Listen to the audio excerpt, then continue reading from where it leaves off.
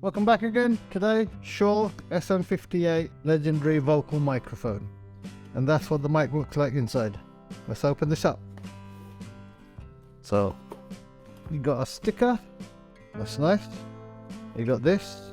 You have compliance requirements supplement. You have, I'm guessing, safety manual. And this is the general description. So, inside it comes being bubble wrapped. Oh, this is a heavy mic. This is the one with the on and off button. Sometimes you might want to, just in case, you can open this up. I'm not gonna pull it out. So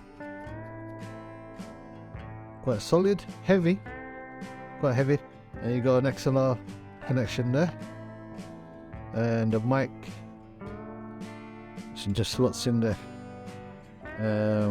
This, you need to figure out what connects to that.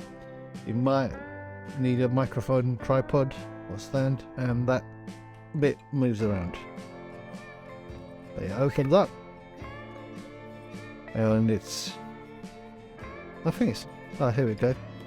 So that, screw it into a tripod first. So that's what you get in a Shure SM58 microphone box when you buy it in 2023. Feels pretty good, solid build quality. Thanks for watching my video. If you liked it, please hit the like button and subscribe for more.